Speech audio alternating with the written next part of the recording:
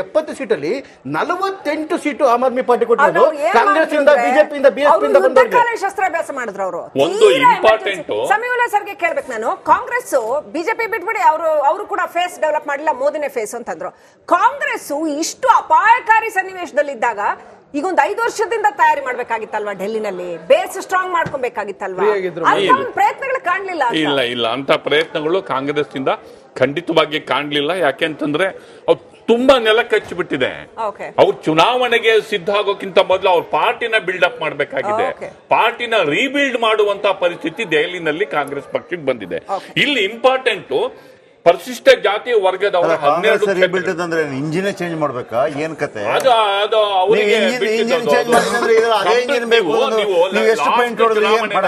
ನೀವು ಕಳೆದ ಚುನಾವಣೆಯಲ್ಲಿ 4% ವೋಟ್ ತಗೋತಾರೆ. ಕಳೆದ ಚುನಾವಣೆಯಲ್ಲಿ ಅವರು 30 ಅಲ್ಲ, ಕಾಂಗ್ರೆಸ್ ಕಳೆದ ಚುನಾವಣೆ 34-35% ಇದ್ದಿದ್ದು 4% ಬರುತ್ತೆ. ಅಟ್ಲೀಸ್ಟ್ 4% ಆಮಿಂದ ಕಿತ್ತರೆ ಅದು ಸ್ವಿಂಗ್ ಟುವರ್ಡ್ಸ್ ಕಾಂಗ್ರೆಸ್ 4% ಅಲ್ಲೋ ಇಲ್ಲ. ನಿಮಗೆ ಕಳೆದ 2020 ಮತ್ತು 2015 ಚುನಾವಣೆಗೆ ಹೋಲಿಸಿದ್ರೆ 1% ಆಮ್ ಆದ್ಮಿಯಿಂದ ಕಡಿಮೆ ಆಗಿದ್ದು, 5 ಸೀಟ್ಗಳು ಬದಲಾವಣೆ ಆಗಿದೆ. 5 ಸೀಟ್ಗಳು ಬದಲಾವಣೆ ಆಯ್ತು. ಆಯ್ತಾ, ಬಿಜೆಪಿ ಮಿಡ್ಲ್ ಕ್ಲಾಸ್ ಹಾಗೇನೆ ಒಂದಿಷ್ಟು ಬೇರೆ ಬೇರೆ ಸೆಕ್ಷನ್ ಅಲ್ಲಿ ಸ್ವಲ್ಪ ಸ್ವಿಂಗ್ ಕಂಡು ಬಂದ್ರು ಕೂಡ ಆಮ್ ಆದ್ಮಿ ಪಕ್ಷಕ್ಕೆ ಕಷ್ಟನೇ ಆಗ್ಬಿಡುತ್ತೆ. ಇಲ್ಲಿ 12 ಸೀಟ್ಗಳು ದಲಿತರ ಸೀಟ್ಗಳಿದ್ದಾವೆ. ಪರಿಶಿಷ್ಟ ಜಾತಿ ಮತ್ತು ಪರಿಶಿಷ್ಟ ವರ್ಗಕ್ಕೆ ಸೇರಿದಂತಹ 12 ಸೀಟು. 1993ರಲ್ಲಿ ಭಾರತೀಯ ಜನತಾ ಪಕ್ಷ 8 ಸೀಟನ್ನ ಗೆದ್ದಿದ್ದು ಹೊರತುಪಡಿಸಿದರೆ ಅದಾದ ಮೇಲೆ ಈ ಸೆಕ್ಷನ್ ಅನ್ನ ಅವರು ಮುಟ್ಟೋದಕ್ಕಾಗಿಲ್ಲ ಈವರೆಗೂ.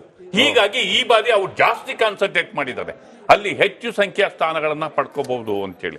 ಇನ್ನು ಆಶ್ಚರ್ಯ ಸಂಗತಿ ಅಂತಂದ್ರೆ Muslim dominated area central Delhi, ಹಾಗೇನೆ ಒಂದು ಟೈಮಲ್ಲಿ 14% ಗಳಿಸಿದಂತ ಬಿಎಸ್ಪಿ ಅಲ್ಲೂ ಇತ್ತು ಸರ್. ಬಿಎಸ್ಪಿ ಈ ಸರಿ ಅಖಾಡದಲ್ಲಿದೆ. ಈ ಬಾರಿ ವಿಶೇಷ ಏನು ಅಂತಂದ್ರೆ ಬಿಜೆಪಿ ಅಲ್ಲಿ ನಾವು ಗೆಕ್ಕೋಬಹುದು ಅಂತ ಇದ್ದೆ ಅಂತಂದ್ರೆ ಬಿಎಸ್ಪಿ ಸ್ಟ್ರಾಂಗ್ ಆಗಿ ಫೀಲ್ಡ್ ಮಾಡಿದ್ದಾರೆ ಅಥವಾ ಮಾಡಿಸಿದ್ದಾರೆ. ಬಿಎಸ್ಪಿ ಅದಕ್ಕೆ ಬೇಕಾ ತನ್ನ ಪಾರ್ಟಿಗಾಗಿ ವರ್ಕ್ ಮಾಡ್ತಾ ಇದೆ ಅಥವಾ ಬೇರೆ ಪಾರ್ಟಿಗೆ ವರ್ಕ್ ಮಾಡಿ. ಆಮೇಲೆ ಚಂದ್ರಶೇಖರ್ ಆಜಾದ್ ಪಾರ್ಟಿ ಒಂದು ಬರುತ್ತಲ್ವಾ ಯುಪಿದು, ಆ ಪಾರ್ಟಿನೂ ಕೂಡ ಅಲ್ಲಿ ಫೀಲ್ಡ್ ಮಾಡಿ ಇದೇ ಮೊದಲನೇ ಬಾರಿಗೆ ಫೀಲ್ಡ್ ಆಗಿದೆ. ಹೀಗಾಗಿ ಆ ಮತಗಳಲ್ಲೇ ಭಾರತೀಯ ಜನತಾ ಪಕ್ಷ ಆ ಮತ ಬ್ಯಾಂಕ್ ಅನ್ನ ಎಷ್ಟು ಮಟ್ಟಿಗೆ ಪಡ್ಕೊಳ್ಳುತ್ತೆ 12 ಸ್ಥಾನಗಳಲ್ಲಿ ಅದು ಕೌಂಟ್ ಆಗುತ್ತೆ. ಮುಸ್ಲಿಂ ಡಾಮಿನೇಟೆಡ್ ಏರಿಯಾದಲ್ಲಿ ಕಳೆದ ಚುನಾವಣೆಯಲ್ಲಿ ಬಿಜೆಪಿಯ ವೋಟ್ ಇನ್ಕ್ರೀಸ್ ಆಗಿದೆ. ಮುಸ್ಲಿಂ ಡಾಮಿನೇಟೆಡ್ ಏರಿಯಾದಲ್ಲಿ ಬಿಜೆಪಿ ವೋಟ್ ಇನ್ಕ್ರೀಸ್ ಆಗಿದೆ. BJP vote 34.57%. Central Delhi 33.4% Muslims ಇದ್ದಾರೆ.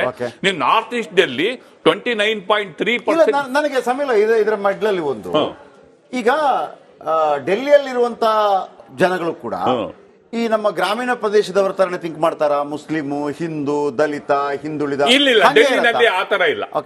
ದೆಹಲಿನಲ್ಲಿ ಆತರ ಇಲ್ಲ. ದೆಹಲಿನಲ್ಲಿ ಒಂದು ಮುಸ್ಲಿಮ್ಸು, ಒಂದು ದಲಿತರು, ಸರಿಸುಮಾರು 67.16% ಮಿಡ್ಲ್ ಕ್ಲಾಸ್. ಅಲ್ಲ, ಅಲ್ಲೂ ಕೂಡ ಈಗ ಮುಸ್ಲಿಂ ಅಂತ ಹೇಳುವಾಗ ಇಲ್ಲ ನಾವು ಬಿಜೆಪಿಗೆ ಹಾಕಲ್ಲ ಹಂಗೋಗತ್ತಾ, ಅಥವಾ ದಲಿತ ಅಂತ ಹೇಳುವಾಗ ಇಲ್ಲ ನಾವು ಮೂಲಭೂತ ಕಾಂಗ್ರೆಸ್ ಅಲ್ಪಸಂಖ್ಯಾತ ಸಮುದಾಯ ಡಾಮಿನೇಟ್ ಇರುವ ಪ್ರದೇಶದಲ್ಲಿ ಸಾಂಪ್ರದಾಯಿಕವಾಗಿ ಅವರು ಬಿಜೆಪಿಯ ವಿರೋಧಿ ಮತಗಳಾಗಿರೋದ್ರಿಂದ ನೆಕ್ಸ್ಟ್ ಡಾಮಿನೇಟೆಡ್ ಆಗಿರುವ ಪಾರ್ಟಿ ಯಾವುದು ಅದು ಕೋಟ್ ಹಾಕ್ತಾರೆ. ಒಂದು ಕಾಂಗ್ರೆಸ್ ಸ್ಟ್ರಾಂಗ್ ಆಗಿತ್ತು ಅಂದ್ರೆ ಕಾಂಗ್ರೆಸ್ಗೆ ವೋಟ್ ಹಾಕ್ತಾರೆ, ಇಲ್ಲ ಅಂತಂದ್ರೆ ಆಮ್ ಆದ್ಮಿ ಪಾರ್ಟಿ ಇರೋದ್ರಿಂದ ಆಮ್ ಆದ್ಮಿ ಪಾರ್ಟಿಗೆ ಸಾಂಪ್ರದಾಯಿಕವಾಗಿ ಬೆಂಬಲಿಸಿಕೊಂಡು ಬರ್ತಿದ್ದಾರೆ.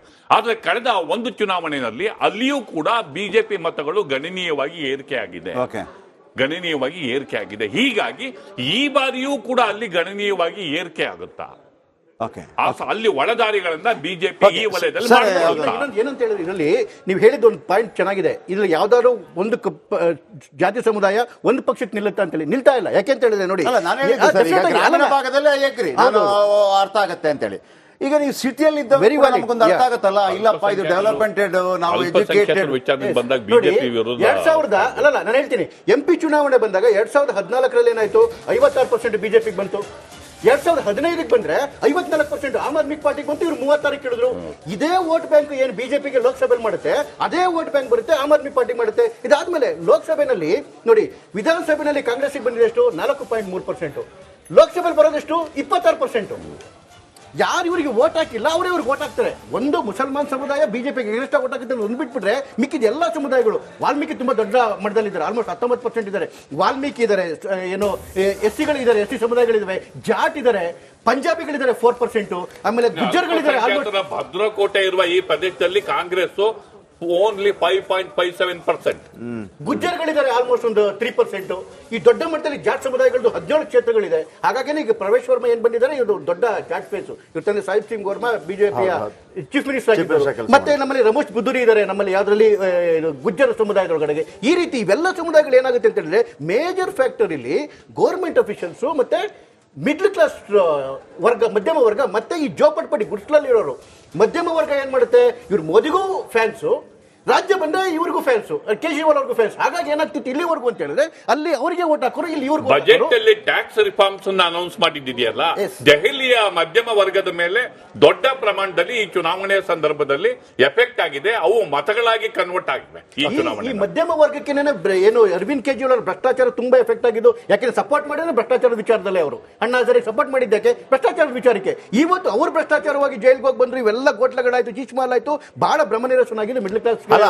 ಕೇಳ್ತಿರೋದು ನೀವು ಅವರನ್ನೆಲ್ಲ ಶಿಕ್ಷಾಕ್ಸಿದ್ರಿ ಅಂತ ಹೇಳಿ. ನೀವು ಯಾವ ಭ್ರಷ್ಟಾಚಾರದ ವಿರುದ್ಧ ಹೋರಾಡಿದ್ರು, ಇಲ್ಲಪ್ಪ ನೀನು ಕೂಡ ಭ್ರಷ್ಟಾಚಾರದಿಂದ ಪ್ರೂವ್ ಮಾಡೋದಕ್ಕೆ ಶತ ಪ್ರಯತ್ನವನ್ನು ಮಾಡಿದ್ರೆ, ಆಕಾಶ ಭೂಮಿಯನ್ನು ಒಂದ್ ಮಾಡಿದ್ರೆ ಸರಿ ಇದ್ದಿದ್ರೆ ಲಿಕ್ಕರ್ ಪಾಲಿಸಿನ ಕ್ಯಾನ್ಸಲ್ ಮಾಡಿದ್ರು. ನೀವು ಸರಿ ಇದಿಲ್ಲ ತಾನೆ, ನಿಮ್ ತಪ್ಪಿಲ್ಲ ತಾನೆ, ಮತ್ತೆ ಯಾಕೆ ಕ್ಯಾನ್ಸಲ್ ಯಾಕೆ ಮಾಡಿದ್ರಿ? ಲಿಕ್ಕರ್ ಪಾಲಿಸಿನ ಇವರೇ ತಗೊಂಡ್ಬಿಟ್ಟಿದ್ದೇನೆ ಕ್ಯಾನ್ಸಲ್ ಮಾಡಿದ್ರು ಅಂದ್ರೆ ಇವರೇ ಒಪ್ಕೊಂಡ್ರು. ಅದಾದ್ಮೇಲೆ ಲೋಯರ್ ಕೋರ್ಟ್ ಇಂದ ಸುಪ್ರೀಂ ಕೋರ್ಟ್ ವರ್ಗು ಎಲ್ಲಾ ಕೋರ್ಟ್ಗಳು ಯಾವ್ದು FIR ವಿಚಾರದಲ್ಲಿ ತಪ್ಪಿಲ್ಲ ಅಂತ ಹೇಳೇ ಇಲ್ಲ, ಹೇಳೇ ಇಲ್ಲ. ಸತ್ಯೇಂದ್ರ ಜೈನ್ ಅವ್ರು ಹೇಳ್ತಿರೋದು ಆಮ್ ಆದ್ಮಿ ತಗೊಂಡ್ರೆ ತಪ್ಪು, ನೀವು ಕೃಷಿ ಯಾವ ಕೇಂದ್ರ ಸರ್ಕಾರ ಉತ್ತರ ಕೇಳಕ್ ಬಿಡ್ರಿ, ಕೇಳಿದ್ರಿ ಅಲ್ವಾ? ನೀವ್ ಹೇಳಿದ್ರಿ ಅಲ್ವಾ? ಅದಕ್ಕೆ ನಾನು ಕೇಳ್ತಾ ಇದ್ದೀನಿ, ಅದನ್ನು ವಾಪಸ್ ಹಾಕಿ ತಗೊಂಡ್ರಿ. ತಪ್ಪ, ಮೋಸನ, ದಗಾನ, ಭ್ರಷ್ಟಾಚಾರ ಆಗಿತ್ತಾ? ಒಪ್ಕೋತೀರಾ? ಮುಗಿತಾ ಅಬಕಾರಿ ಪಾಲಿಸಿ ವಾಪಸ್ ತಗೊಂಡ್ರು ಅಂದ್ರೆ ಅವ್ರು ಹೇಳ್ತಿರೋದು ನೀವು ಕೃಷಿ ಪಾಲಿಸಿ ತಗೊಂಡ್ರೆ. ನಾನು ಹೇಳ್ತಾ ಇದ್ದೀನಲ್ಲ, ಅಬಕಾರಿ ಪಾಲಿಸಿ ಒಳಗಡೆ ಬ್ರಹ್ಮಾಂಡ ಭ್ರಷ್ಟಾಚಾರ ಅಲ್ಲೇನಿತ್ತು? ಸೂಕ್ಷ್ಮ ತಗೊಂಡ್ರಿ ಹೇಳಿ. ನಮ್ಮಲ್ಲಿ ಬ್ರಹ್ಮಾಂಡ ಇದೊಂದು ಒಳ್ಳೆ ಚಾನಲ್ ಅಲ್ಲ, ನನ್ಗೆ ಆ ವಿಚಾರನೇ ಬಿಟ್ಬಿಡ್ರಿ. ಅಲ್ಲ ಸ್ವಾಮಿ, ಅಮೆರಿಕ ವಿಚಾರ ಬಿಟ್ಬಿಡ್ರಿ. ಕೋಳ ಹಾಕಿ ಬಗ್ಗೆ ನಮ್ಮ ಹೇಳಿ.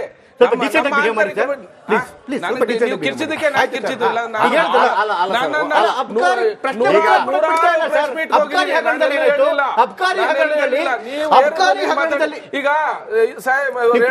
ಅವ್ರು ಹೇಳಿದ್ರು ನಂದೇನು ಪ್ರಾಬ್ಲಮ್, ಅವ್ರ ವಿಚಾರ ಕೆಲವು ವಿಚಾರಗಳನ್ನ ಬಹಳ ನೀಟಾಗಿ ನಾನೊಂದು ಪ್ರಶ್ನೆ ಕೇಳ್ತೀನಿ.